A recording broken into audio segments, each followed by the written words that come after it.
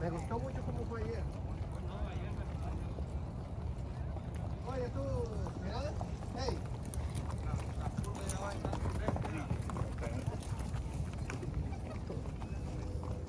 Vamos.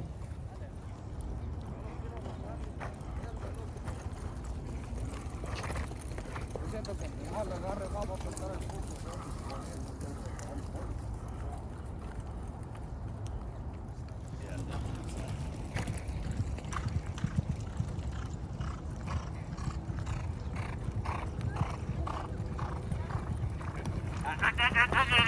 Okay, so Brad, you've got two horses going in the Clark, the same two that ran 1-2 in the Fayette at Keeneland, in West Willpower and Fulsome.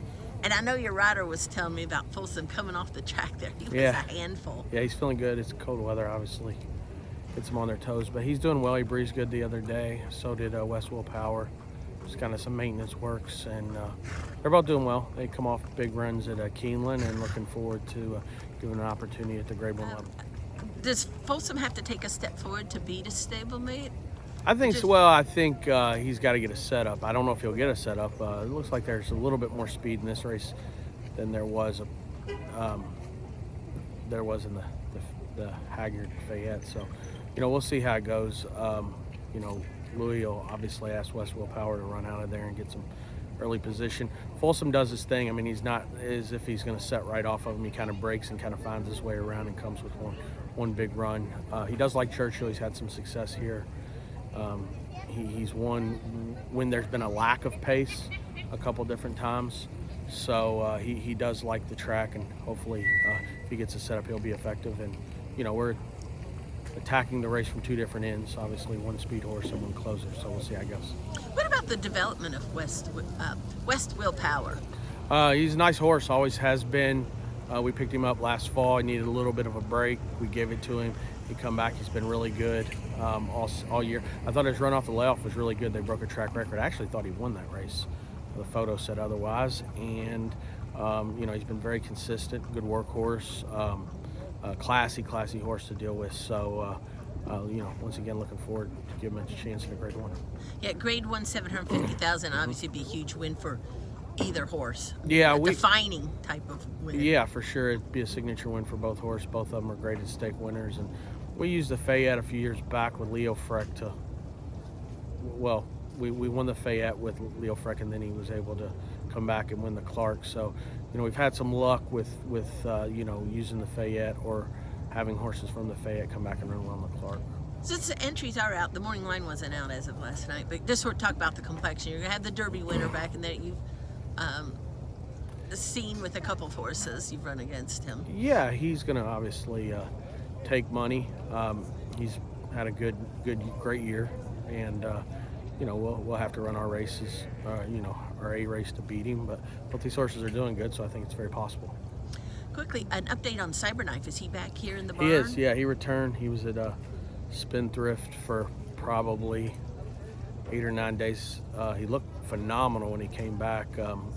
We just actually got a quick glance at him morning after the dirt mile, and then he was off to Spendthrift. They did a great job with him physically. He looks amazing. And once we got him back to the track, he's a very, very sound horse that's just keeps, you throw it at him, he just keeps taking it.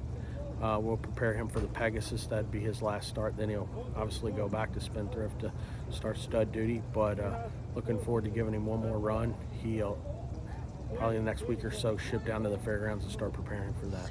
That was a tough beat. That had to be the dirt mile It won by was. Cody's Wish. That was sort of the good feeling story of the Breeders' Cup. But yeah, you've had some tough this fall beats.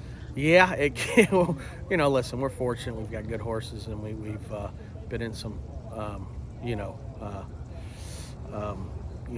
I guess tight Grade 1 defeats. I mean, Caravel jumped up and was able to win, but yeah, between Loggins, Chop and Cyberknife, I mean, they all ran great. But the Cody's Wish story is an awesome story for racing, and that listen, that was a great victory and a great race, and very proud of our effort. It was big for Cody's Wish as well.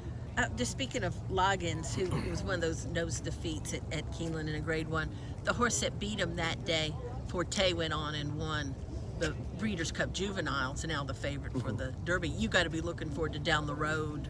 Yeah, absolutely. Rematch. We're looking for it. Well, I don't know if we'll meet him. We'll see how it goes. But at some point, I'm just excited about getting him back in the barn here soon, and starting our campaign toward some of these Derby preps with him. He's a good colt. Only raced twice, and he's obviously got a big future. He's a fast horse and can carry speed around 2 turns. So just looking forward to getting him back and getting him going. Yeah. Not about rematches. It's about about creating a future with a horse that is a promising 3-year-old that looks like he'll go long. And yeah, exactly, and that's why we didn't come back in 4 weeks in the Breeders' Cup. I mean, just obviously watching him there at Keeneland just a couple days post Breeders' Futurity. I mean, you could tell he was tired, and he had a right to be tired. He ran hard every jump.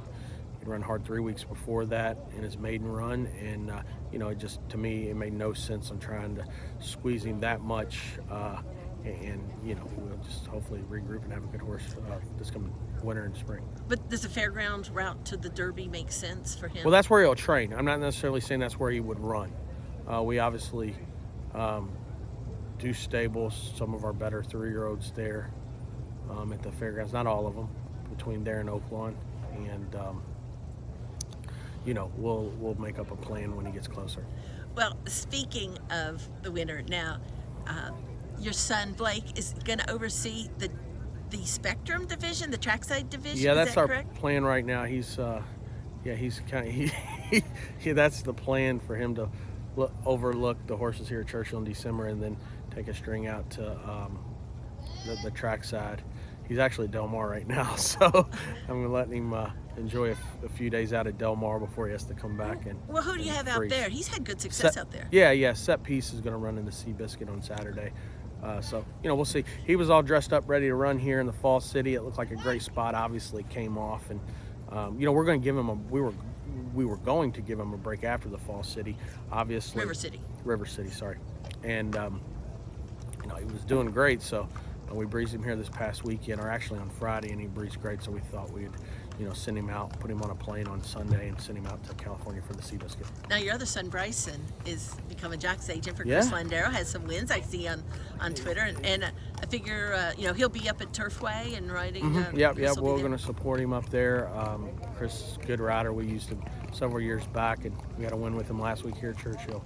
He had a big day yesterday with the second, and they won the feature at Mahoning Valley, a nice stake. So excited for Bryson and Chris that they're getting off to a good start, and hopefully they can keep it going. This really is the final question. Saturday, any 2-year-olds that you want to tout us on? Well, I want to let's get them in the entry box first. We enter today. tomorrow, so we'll know more. But yeah, I think we're going to have a good Saturday. I'm looking forward to Instant Coffee and the Kentucky Jockey Club. He's a colt that was 4th in the Breeders' Futurity, which obviously has shown to be a key race. He's really trained forward since that, so I think with a move forward and a good trip, he'll be effective.